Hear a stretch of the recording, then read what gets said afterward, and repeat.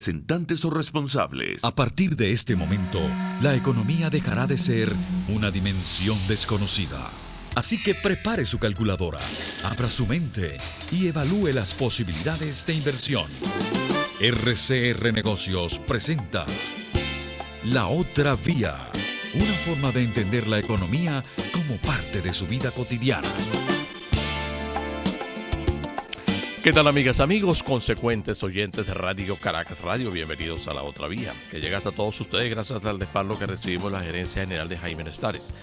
En la gerencia de producción de Wilix Arcaya, en la producción de La Otra Vía de Decio Brito Adrián, otro técnico, hoy nos acompaña George Castillo, en la conducción y moderación, y celebrando su compañía, Ligia Perdomo, Aurelio Concheso y quien les habla, Decio Brito Escobar.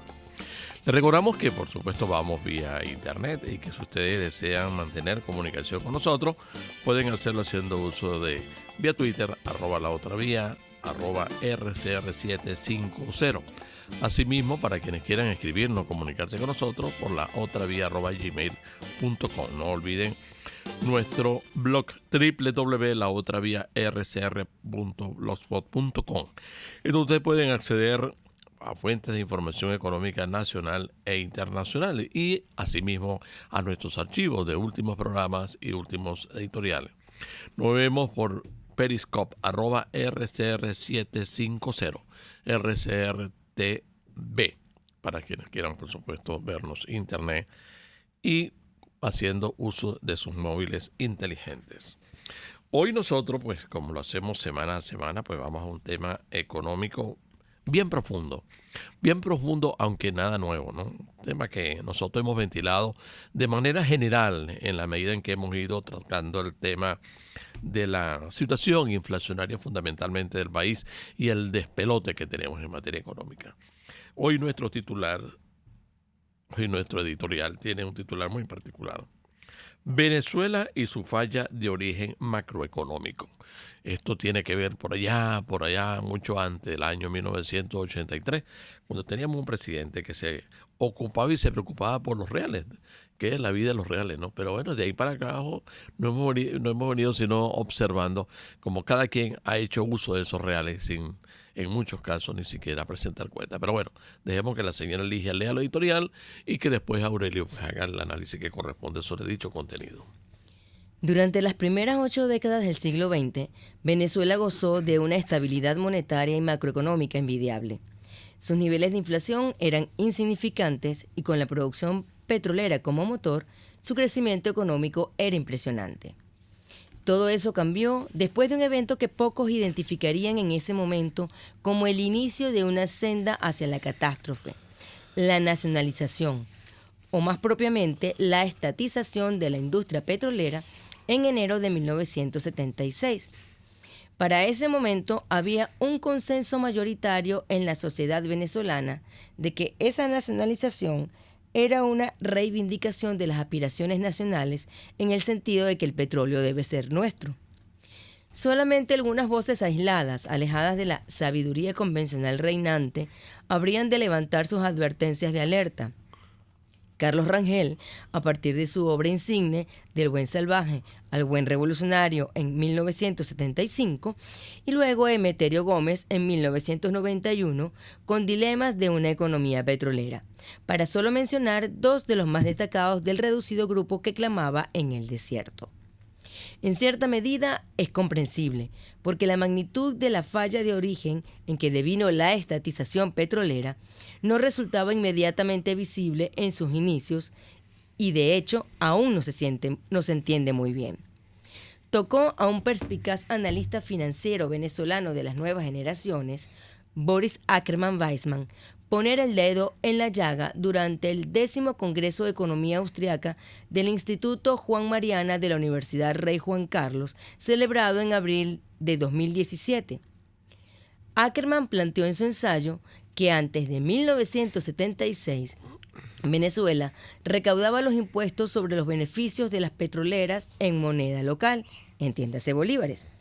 Y mientras más alto fuese el valor de la unidad monetaria venezolana, mayor cantidad de dólares deberían cambiar las multinacionales para hacer frente a sus impuestos. Esto fue garantía de estabilidad en el tipo de cambio. Sin embargo, a partir de 1976, la estabilidad del bolívar empieza a hacer aguas. De hecho, el 18 de febrero de 1983, fecha conocida como el Viernes Negro, el bolívar comienza a devaluarse de manera acelerada en una carrera que a la fecha presente aún no ha finalizado. Aunque menos conocida y comentada aún, una medida que contribuiría a profundizar la falla de origen fue el nombramiento de ministros del Gabinete Ejecutivo a la directiva del Banco Central de Venezuela a mediados del primer gobierno de Carlos Andrés Pérez. Algo así como zorro cuidando gallinas, y una medida que con el tiempo potenciaría al máximo la emisión monetaria que por primera vez exponía a los venezolanos al impuesto indirecto y escondido que significa la devaluación de la moneda. Para 1986 se introducía el nefasto concepto de autodistribución de dividendos, producto de las utilidades cambiarias del gobierno, y que no era otra cosa que la monetización del déficit fiscal. Es decir, otro paso en el camino hacia el millardito y la hiperinflación. ¿Cómo recuperar la estabilidad monetaria perdida desde hace tanto tiempo?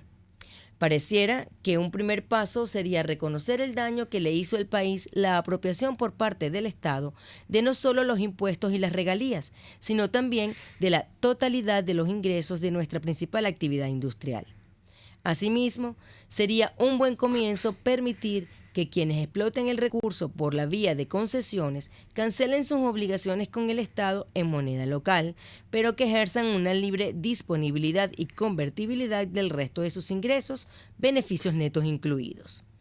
Seguramente habrá voces que se opongan a esa pérdida de soberanía. La pregunta que hay que hacer es, ¿a qué soberanía se refieren?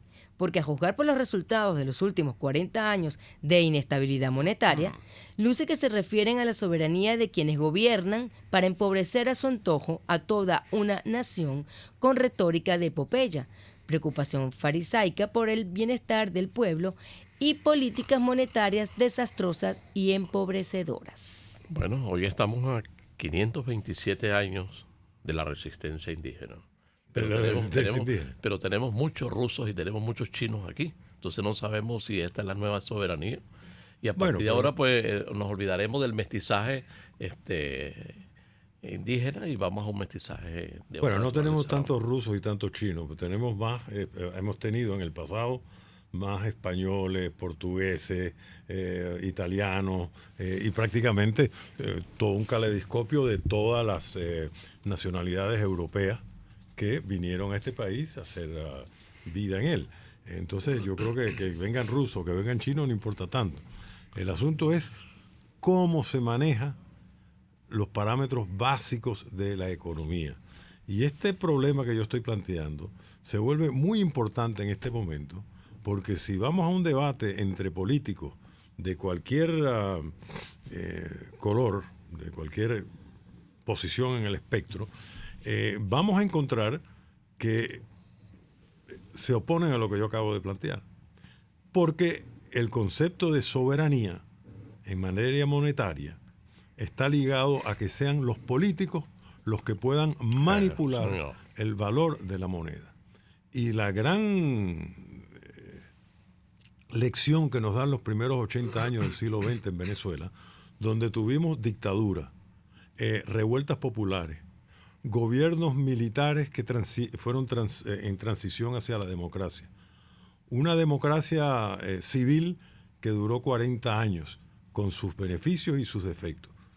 Pero en todo el tiempo, hasta los inicios de esa democracia, vale decir el año 70, o ya a mediados de ella, el país tenía una estabilidad monetaria admirable. Y quizás no nos dimos cuenta que la búsqueda de la soberanía de que el petróleo es nuestro, se convirtió, el petróleo es de ellos, pero no de las transnacionales que en ese momento lo explotaban, o inclusive, por cierto, algunas empresas venezolanas, como Petrolera Las Mercedes, Talón Petroleum, había varias, pequeñas, incipientes, pero que empezaban a incursionar en la actividad petrolera. O sea, los privados, actuando en eso, de la noche a la mañana, fueron sacados del lugar y entraron los políticos. Es verdad que en los primeros años de la administración de la industria petrolera estatizada, con un hombre de la categoría de Rafael Alfonso Rabar, se logró mantener a raya la injerencia política en las decisiones gerenciales de día a día. Pero eso fue un momento, una brizna de paja en el viento, porque irremisiblemente llegó el momento en que una figura política llegó a la presidencia de PDVSA, que fue una persona del partido Copey en el gobierno de de Luis Herrera Campis. Y de ahí en adelante la politización se hizo inevitable hasta llegar a lo que tenemos hoy. Pero ese no fue el problema original. El problema original es haber estatizado los ingresos de la industria petrolera. El Estado apropiarse de todos esos dólares y entonces él mismo convertir a la tasa que le diera la gana, no la que formaba el mercado, en bolívares, porque ahí encontraron la posibilidad de manipular el bolívar, como se dice en el artículo. Eso empezó en 1983 y poco a poco fue llegando a lo que tenemos hoy. Hoy, por cierto, es interesante ver cómo el gobierno en las últimas 3 o 4 semanas ha estado tratando de ejercer otro tipo de política monetaria, porque si ustedes notarán que prácticamente el bolívar se ha anclado al dólar. Y el bolívar oficial por fin ha logrado equipararse con el paralelo, a base de unas medidas draconianas que prácticamente tienen el país sin liquidez y sin crédito ninguno. Pero de que eso ha funcionado, no hay que decir que no ha funcionado. Esa parte ha funcionado. Como ha funcionado también el llenar los anaqueles. Los anaqueles están llenos de mercancía. Hay un florecer, y eso lo digo en términos sarcásticos, de bodegones. Y usted ve en todas partes, de Caracas al menos, un bodegón aquí, un bodegón allá, y oh sorpresa, hay algunos productos de lujo, como por ejemplo los licores, en los cuales los precios en términos de dólares han retrocedido, porque usted puede comprar, vaya a un bodegón o vaya a uno de los grandes y vea las ofertas que tienen en bebidas espirituosas y lo compara en dólares y resulta que los precios han bajado. Pero han bajado ¿por qué? Porque la expectativa de que se va a continuar imprimiendo dinero inorgánico han bajado también. Ahora, ese es un solo pedazo de la película. Aquí, para volver a reconstituir el país, haría falta un consenso que reconozca lo que pasó en 1976. Y que cuando se habla de que, bueno, PDVSA tiene que sobrevivir, aunque sea una pequeñita y que entren los particulares, sí, pero ¿en qué condiciones? Con el gobierno monopolizando todos los dólares de las exportaciones. Si se hace eso, vamos a seguir como estamos. Hay que dejar que esos dólares fluyan a quienes los producen, porque parte los necesitan como para reinvertir, para comprar otras mercancías e inclusive para sus utilidades, porque si son empresas extranjeras tienen el derecho de ponerlo en otra moneda. Entonces, eso hay que reconocerlo como un consenso nacional que sustituya al consenso nacional que una vez fue. Al petróleo hay que estatizarlo. Vamos a hacer una pausa y cuando vengamos vamos a analizar un tema que por supuesto está relacionado con lo que acaba de plantear Aurelio, pero antes, sin embargo, dejamos que Ligia nos diga por cuál vía se pueden comunicar con nosotros acá en este programa de Radio Caracas Radio. A través de Twitter, nuestra cuenta es @laotravía y también se pueden comunicar con nosotros a través del chat del canal de YouTube de la estación, que es RCR 750. Vamos a la pausa y ya venimos con más en La Otra Vía a través de Radio Caracas Radio. Usted escucha La Otra Vía, una forma ligera de entender la economía. Por RCR Negocios. Puedes seguirnos en nuestras redes sociales. En Twitter, @RCR750, la radio que se ve. ¿Quieres un local comercial para tu producto o servicio? En el Inca de San Bernardino es la cosa, y Ávila Gallery lo certifica como el mejor lugar para disfrutar del deporte y la cultura. Un espacio totalmente renovado, auspicioso y en constante crecimiento. Síguenos en Instagram por @San Miguel Asociados 888 en números o llámanos al 0414-127-4060. Ávila Gallery, tu centro de arte moderno. Mingo, ¿y qué te dijo tu vecina hoy? Hola, Mingo. Mira, chico, cuéntame una cosa. ¿Qué piensas de lo que está pasando en Ecuador? Porque Déjame decirte algo.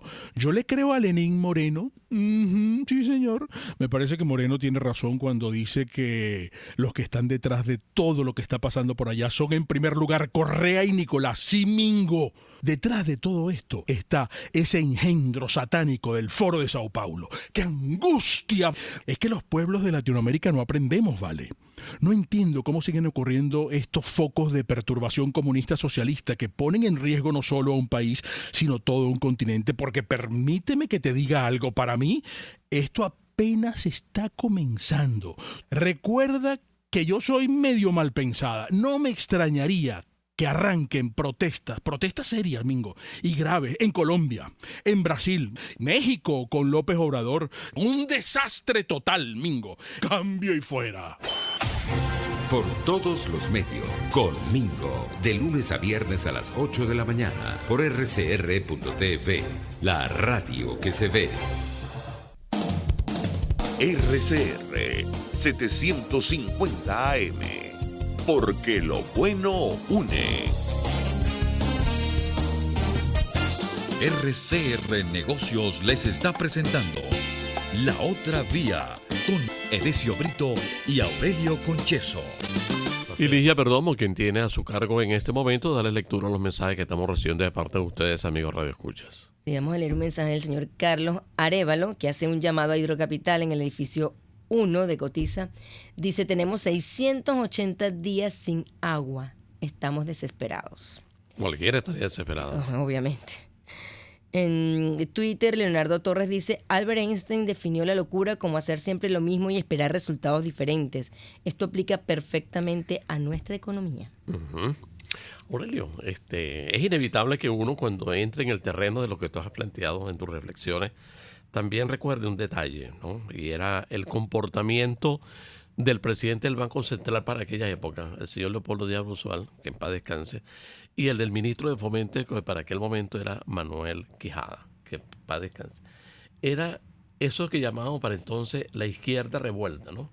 La izquierda que había nacido, que se había engendrado en Copey y que se había ido y que se había alineado con Luis Herrera Campín, porque los otros grupos que estaban allá adentro, pues bueno, pensaban distinto y estaban más alineados al pensamiento de Rafael Caldera. Y de ahí para acá comenzaron a suceder tantas cosas, Aurelio, que no podemos desestimar, que fue cuando prácticamente se afiló la entrada del Estado de manera ya organizada en el control de los bienes llamados para entonces estratégicos esenciales, que lo siguen llamando así. Pero adicionalmente, Aurelio, cuando uno analiza eso, tiene también que vincularlo a una realidad que tenemos en el presente. El Foro de Sao Paulo, lo que está sucediendo en este momento en América Latina, y cuando uno evalúa lo que está pasando políticamente en la región, se consigue con que en muchísimas de esas partes, los grandes capitales, la gran fuerza productiva está en manos de los partidos políticos también. Es decir, fíjate lo que está sucediendo en Ecuador en este momento, y es una cuestión definitivamente lamentable lo que está pasando, pero está sucediendo. Bueno, yo creo que no debemos mezclar cosas. Aquí estamos hablando, yo estoy hablando del manejo macroeconómico, que se ha demostrado en el mundo que no tiene tanto que ver con conceptos ideológicos, de izquierda, derecha y de centro. Y voy a poner un ejemplo. Tú estabas hablando de Díaz Bruzual, ahora voy a hacer no una anécdota, sino un hecho de lo que sucedió en esos días previos al Viernes Negro. Sí, pero antes de eso, déjame hacer un comentario del día de hoy, Foro de Sao Paulo. Uno de los integrantes del Foro de Sao Paulo se llama Evo Morales. Ese es un país energético, más de gas que de petróleo. Evo Morales es un hombre de izquierda, pero Evo Morales maneja la macroeconomía boliviana de una manera inobjetable. Deja que Petrobras, que es la que más produce, se lleve venda en dólares, tiene la inflación como en 6%, el Estado no interviene en la producción del recurso, sino lo que hace es que cobra impuestos en la moneda local. Claro. O sea, está manejando adecuadamente la macroeconomía. Podemos hacer todas las observaciones que queramos sobre su política, pero macroeconómicamente está haciendo lo correcto. Del otro lado tienes entonces países donde la macroeconomía está siendo mal manejada por gente de derecha. Un ejemplo de ello, por cierto, es Argentina, que podríamos entrar en los detalles, pero Macri no manejó la cosa exactamente bien. Ahora, no la manejó ¿por qué? Bueno, las presiones políticas tal vez. Lo que quizás pasa en Ecuador. Yo creo que Lenín Moreno está teniendo una actitud muy valiente en el tratar de poner los precios donde deben estar. Cuando eso pasa en otros países, o tal vez en Ecuador, tumban gobierno. Pero sin embargo, en Perú, la gente entiende que la macroeconomía tiene que ser una, y viven cambiando presidente, metiendo los presos, algunos se suicidan, pero la macroeconomía funciona. Entonces, creo que debemos separar las dos cosas. Te pongo el ejemplo de Díaz Bruzual. Ese era un gobierno de Copey, que se suponía que era la centroderecha dentro del espectro político venezolano. Y Díaz Bruzual estaba de presidente del Banco Central porque era amigo del presidente. No porque fuera una persona independiente por completo, como eran los bancos centrales antes que Carlos Andrés Pérez lo llenara de partidarios, o sea, de sus ministros. ¿Qué fue lo que hizo Díaz Bruzual en los prolegómenos del Viernes Negro? El general Rabar había reservado una cantidad de dinero dentro de esa PDVSA estatizada en dólares en PDVSA Londres, sabiendo que las grandes compañías petroleras no se financiaban con deuda, sino tenían que financiarse con recursos propios. Y esos eran como 10 o 15 mil millones de dólares.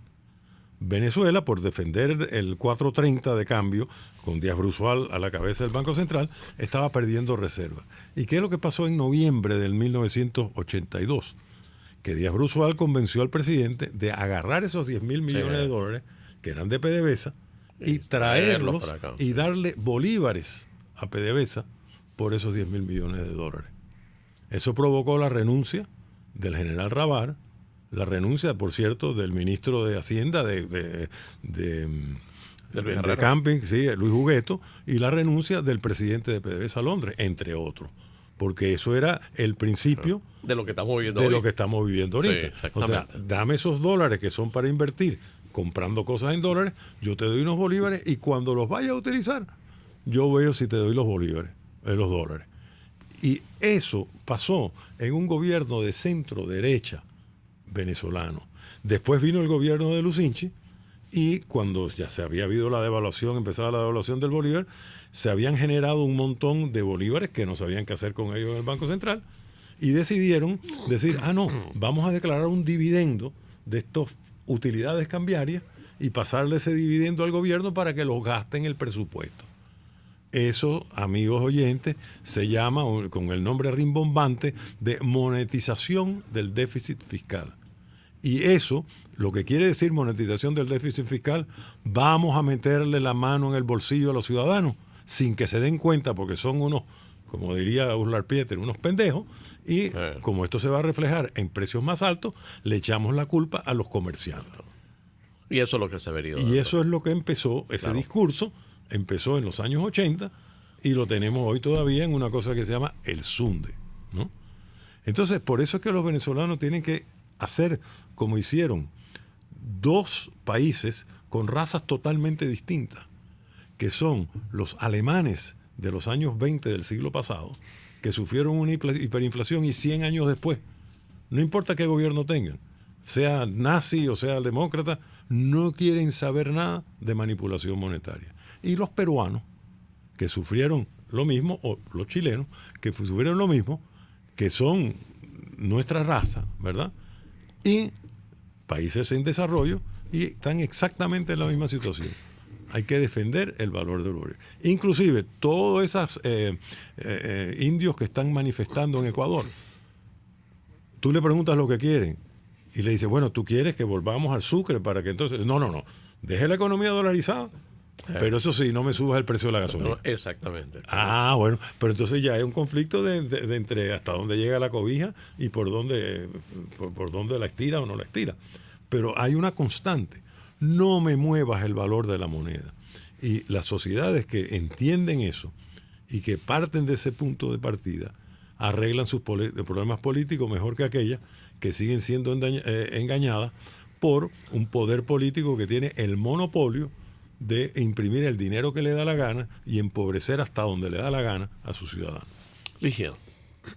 Julio César Méndez dice que dejemos colgado el editorial. Señor Méndez lo puede consultar perfectamente en nuestra página de La Otra Vía, que es el blog, y lo puede conseguir en la dirección laotravia.blogspot.com. La Otra Vía RCR. El blogspot es www.laotraviarcr.blogspot.com. Pero ahí están todos los editoriales. ¿No? Ahí no solamente, exacto, consigue el de hoy, sino los anteriores, los más recientes, ahí los puede conseguir absolutamente todos.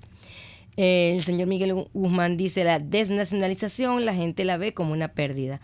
Hablen de los beneficios para el Estado a nivel de impuestos sumado a la descentralización. Sí. Es un comentario del señor Guzmán. Leonardo Torres dice: Maduro acusó a Lenín Moreno de arruinar la economía y entregarla al FMI a Ecuador. Por Dios, qué comentario tan bizarro. Bueno, ¿qué más podíamos esperar de nuestro presidente, no? El señor Luis Pérez dice: medidas tipo shock nunca han funcionado. Promover la libre competencia, generar empleos bien remunerados y controlar la inflación es a donde deben apuntar los tiros. Sí, es verdad, pero esos tiros pasan por lo que estamos diciendo en el editorial. Es quitarle a los gobiernos de turno el monopolio de la política monetaria.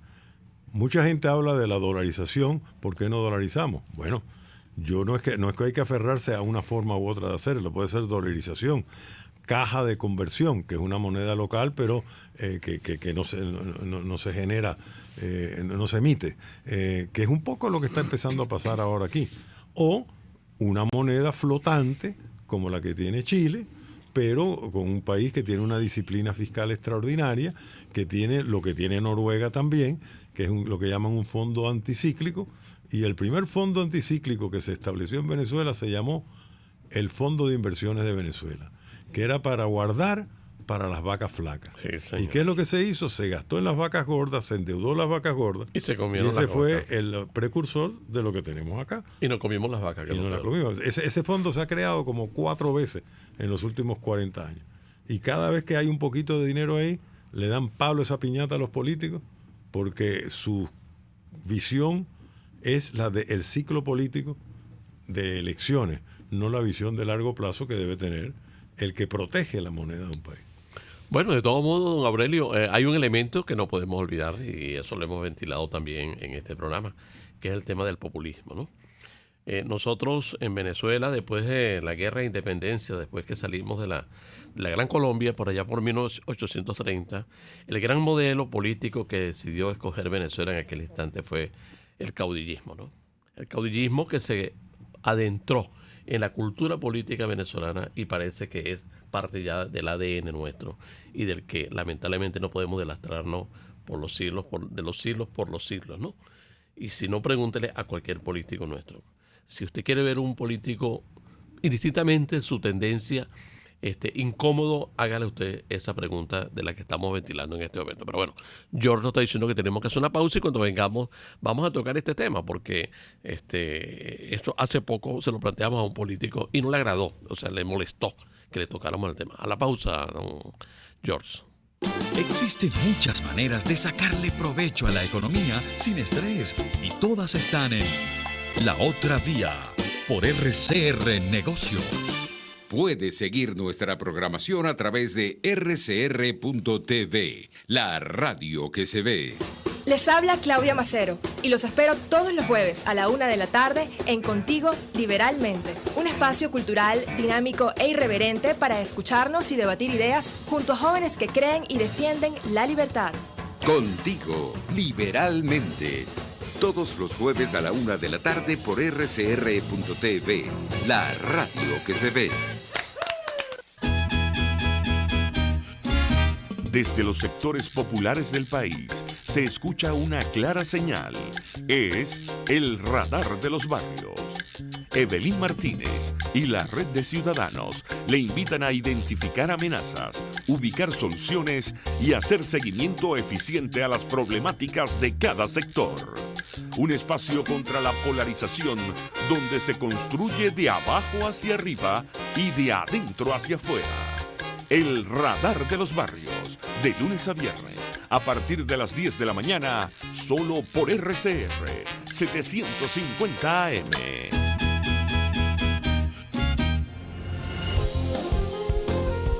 RCR 750 AM. Porque lo bueno une. Haga de la economía su mejor aliada y explore sus posibilidades de inversión en La Otra Vía por RCR Negocios 750 AM. Bien, continuamos nuestra conversación de esta mañana sobre temas económicos. Ligia tiene unos mensajes que está recibiendo de parte de ustedes, amigos Radio Escuchas. Por cierto, le agradecemos infinitamente que se estén comunicando con nosotros.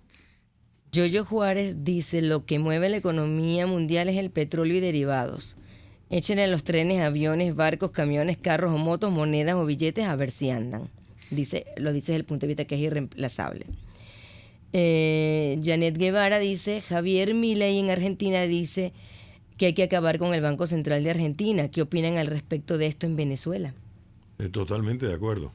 Yo creo que en Argentina se acabó con él en el año 1990, cuando montaron la caja de conversión, que fue Domingo Cavallo que lo montó.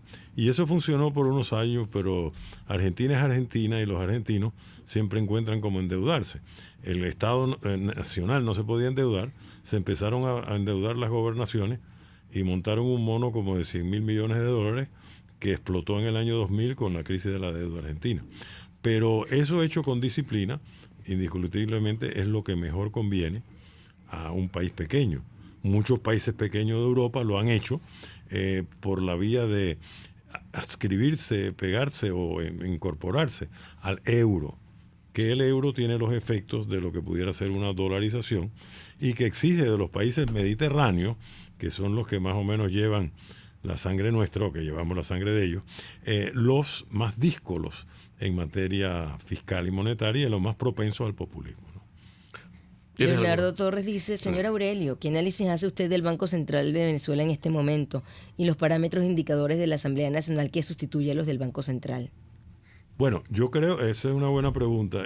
Contestando la segunda parte primero, por lo que yo he oído, lo que está publicando la Asamblea es la data bruta que se cosecha en el Banco Central y que le llega a ellos por vía de los técnicos de del Banco Central. O sea, el Banco Central no lo publica, pero tácitamente el país está aceptando que las cifras equivalentes de la Asamblea son las válidas.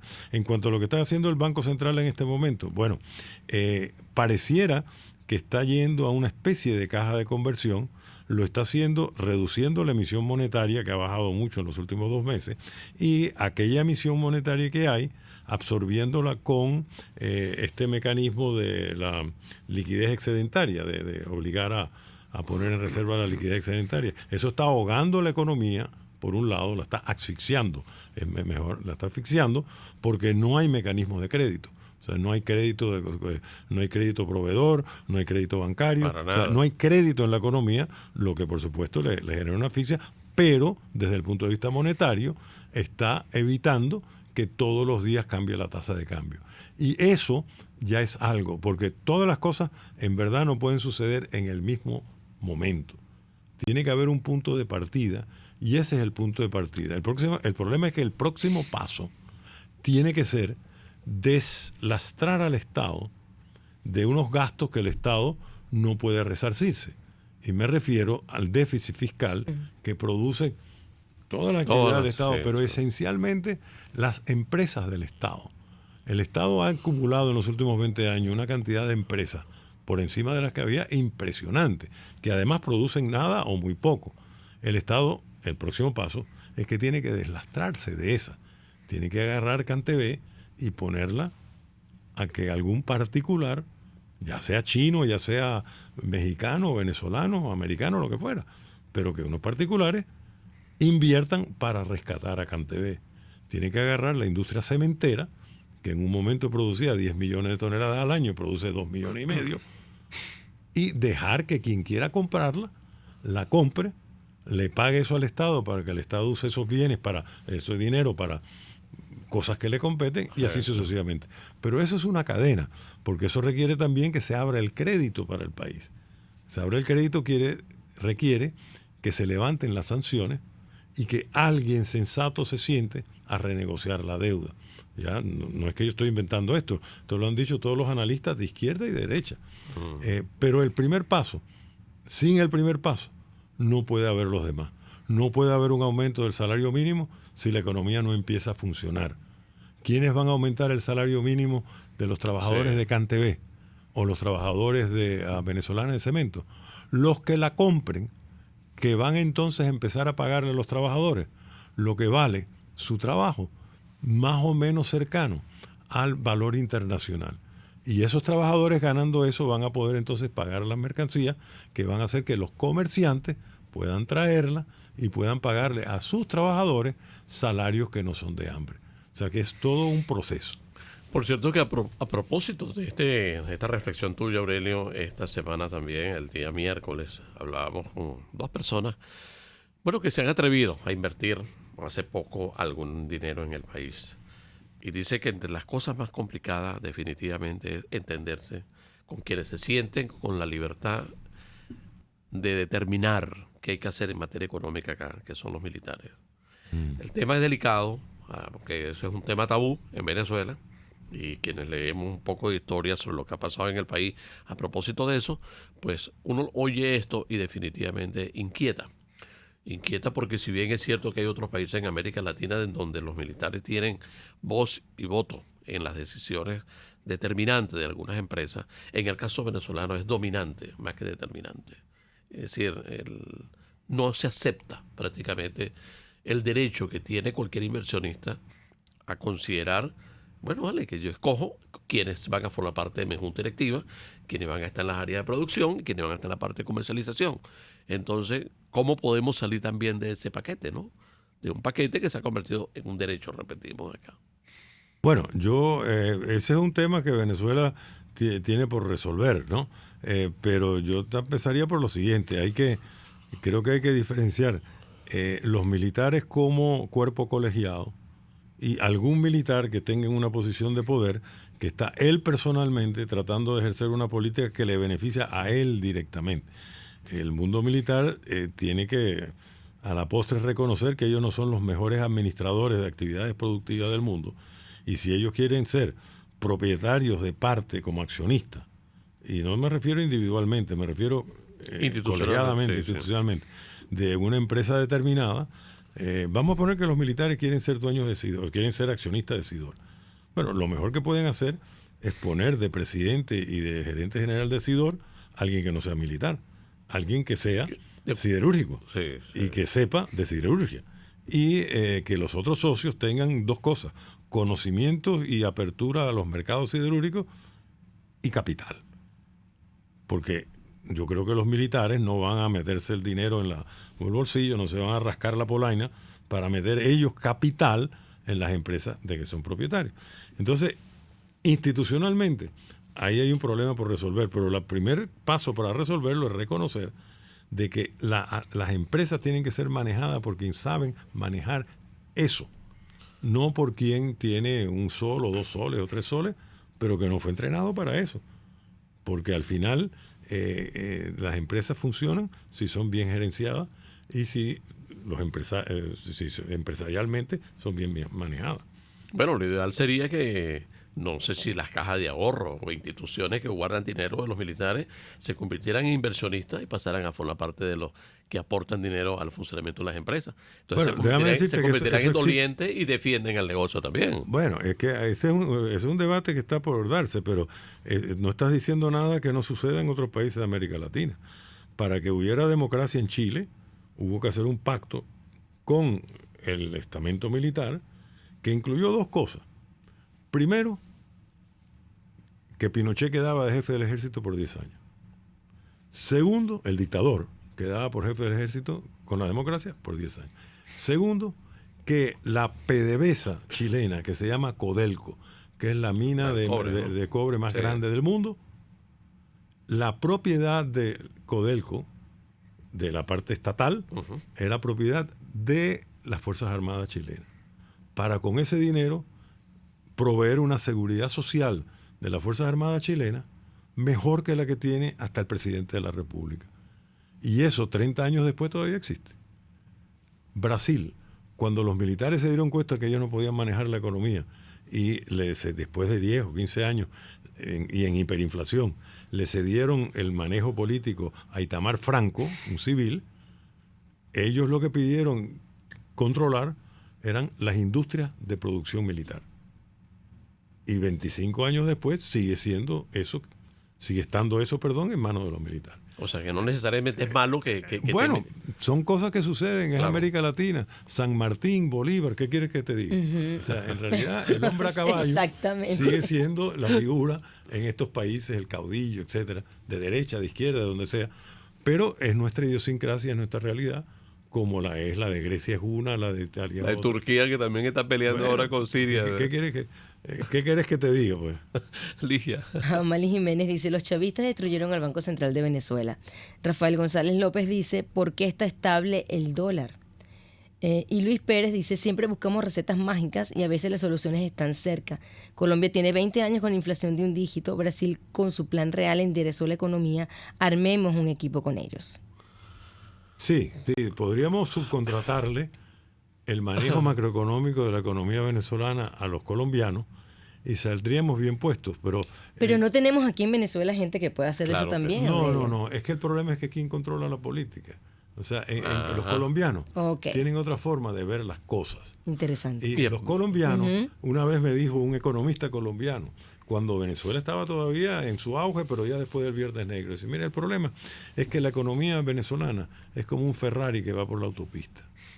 Y nuestra economía es como un Volkswagen que va por los caminos vecinales. O sea, nosotros no nos podemos dar el lujo de grandes decisiones, porque este es un país muy poblado, muy grande, muy difícil de manejar por la geografía, ¿verdad? Que tiene problemas de guerra y tal. Y nosotros tenemos que ser muy prudentes, Salas, en la parte económica. Y esa prudencia colombiana, prudencia que inclusive se transmite en cosas como un vaso plástico, lavarlo desechable para usarlo 2 o 3 veces, bueno, se refleja en la forma en que manejan su economía monetaria. Y nunca han tenido hiperinflación. Tuvieron un tiempo con inflaciones galopantes de 30% anual. Sí. Lograron dominar eso. Tuvieron crisis bancarias como las nuestras, algunas peores que las nuestras, pero fueron saliendo de esas cosas con una palabra que creo que subraya quizás la estrategia colombiana, prudencia. Y nosotros hemos sido bien imprudentes, porque formar un fondo de inversiones de Venezuela para la reserva contracíclica y tal, y caerle a palo después. Y caerle a palo en menos de 24 meses. Y repetir ese mismo error, como decía alguien ahí, como dice Einstein, ¿no? Sí, porque ese error lo cometió Carlos Andrés Pérez, todos los gobiernos. Todos los gobiernos, no es el chavismo. El chavismo lo hizo con creces, ¿no?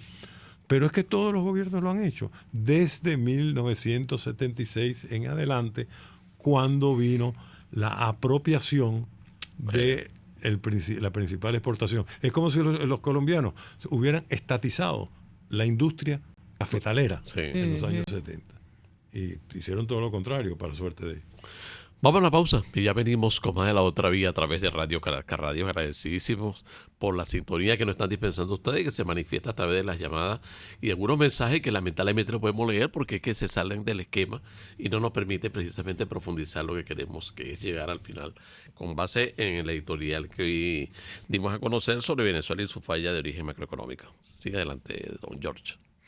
Existen muchas maneras de sacarle provecho a la economía sin estrés y todas están en La Otra Vía por RCR Negocios. Sintonícenos a través de Periscope, @RCR750, la radio que se ve. Para pasar un rato agradable con tu familia, amigos o por negocios, te recomiendo el bar-restaurante Lon Low, donde puedes degustar platos de la gastronomía nacional e internacional. Pide lo que quieras y como quieras, tú decides. Lon Low está en Santa Mónica, Avenida Teresa de la Parra, calle Rufino Blanco Fombona, después del centro comercial. Bar-restaurante Lon Low, poquito, pero sabroso, La debilidad de nuestra economía es sorteada todos los días por personas con ideas creativas. Son emprendedores. Historias contadas por cuenta propia. La economía de carne y hueso.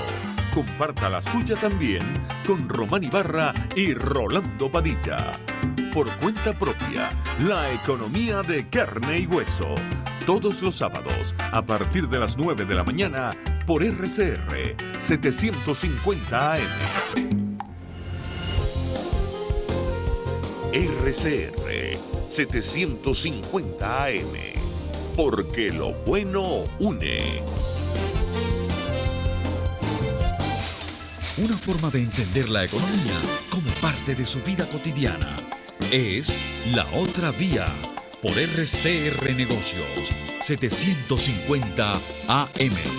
Bien, nosotros nos vamos a los minutos finales de nuestro programa, que creemos que ha sido modestamente pues muy interesante, porque si algo nos ha sucedido a los venezolanos en los últimos años es la negación a los debates. O sea, nos negamos a los debates porque es que los debates desnudan una cantidad de deficiencia, de ineficiencia, por qué no decirlo, de malandrería administrativa del Estado, y que luego pues lo termina pagando el ciudadano. El ciudadano es el que termina al final pagando esto con empobrecimiento, con pocas cosas, ¿no? De qué sentirse orgulloso a veces, ¿no? Nosotros tendemos, y este ha sido uno de los grandes problemas que llevamos también los venezolanos, ¿no?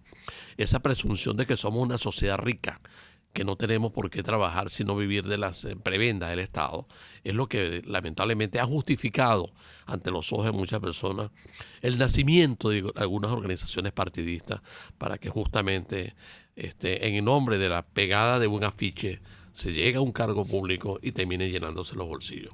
Y esa es una de las grandes tragedias de nuestra liga. José Alejandro Tarazona Forero dice: en Colombia actualmente el presidente es economista y administrador de empresas. Lo malo es que es político, pero en nuestro país han sido profesionales del desastre. Sí. No. Es que también es la estructura y la configuración de los partidos políticos venezolanos. Como decía un gran amigo que ya no estaba, un colega, decía: pero ¿cómo nosotros podemos pretender tener una administración del Estado eficiente en manos de partidos políticos en donde ni siquiera tienen balances? Es decir, pídele a un partido político que presente un balance público y le demuestre a la sociedad que es una organización decente, o sea, movida por la ética y los principios, la moralidad. No lo hace. Ningún partido político es capaz de hacerlo, porque no puede hacerlo. Y no puede hacerlo porque lamentablemente su comportamiento al frente del Estado nos ha demostrado exactamente lo que han sido y lo que seguirán siendo, ¿no?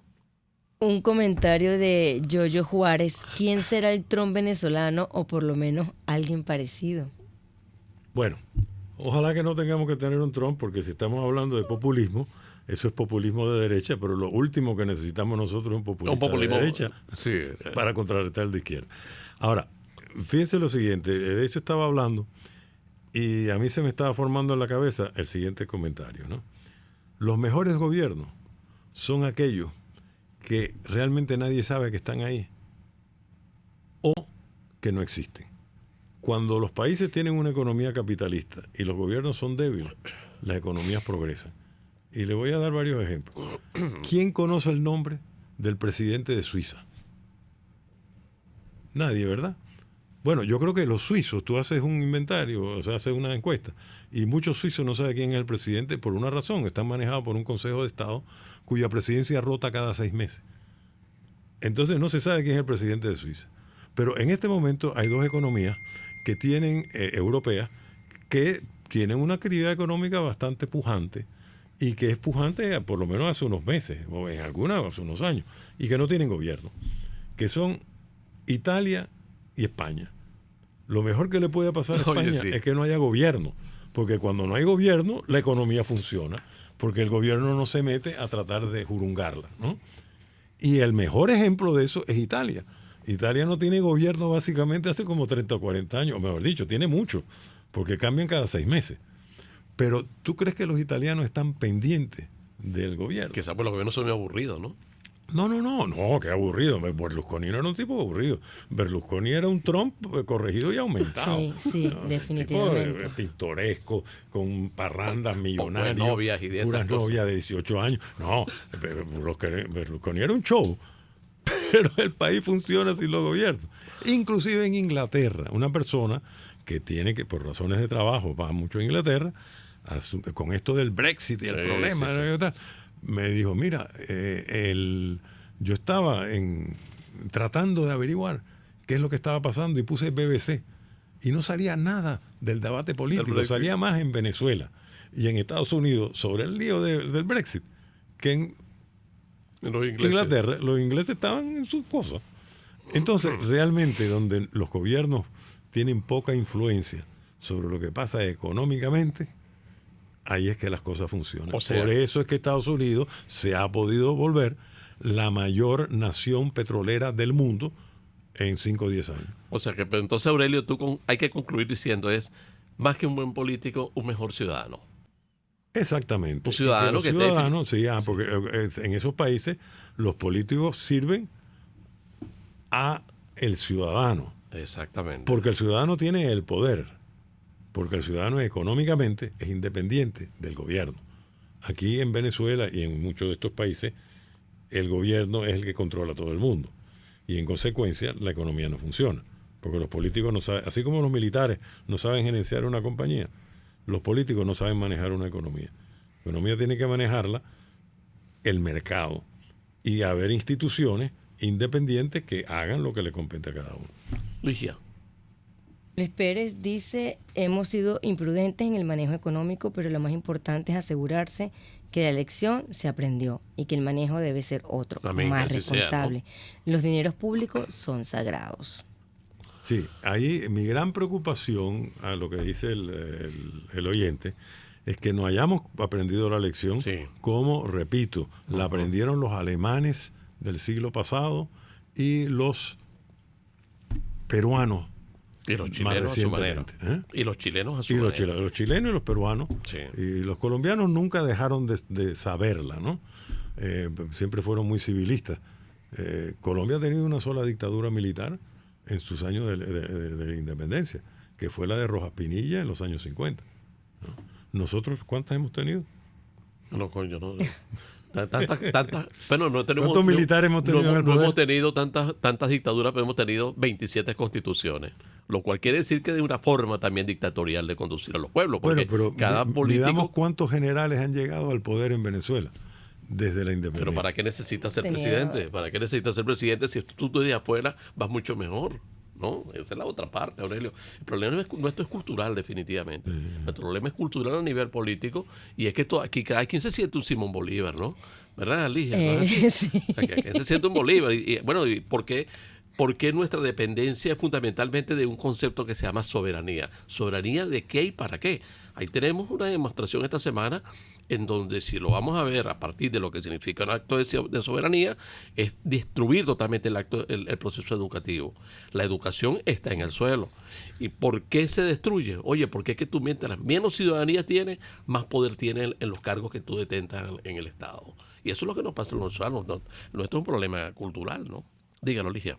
José Alejandro Tarazona dice, Trump es un presidente con un comportamiento casi venezolano por su arrogancia, por el poder del dinero, pero como es de economía estable, maneja el país como uno de sus negocios con prosperidad.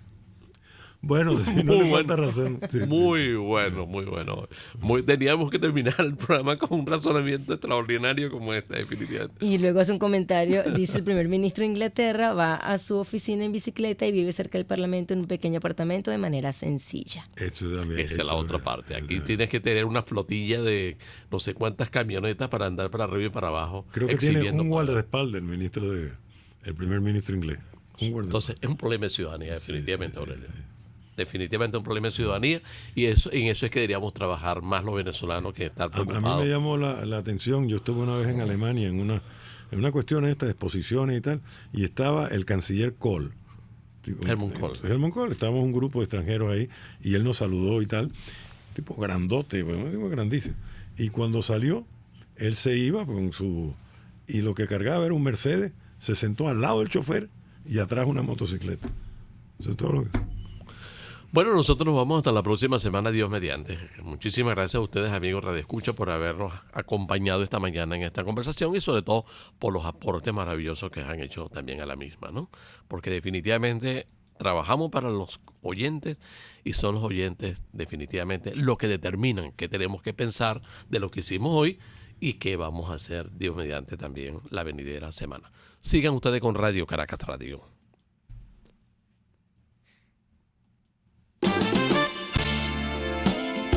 RCR Negocios presentó La Otra Vía, una forma de entender la economía como parte de su vida cotidiana.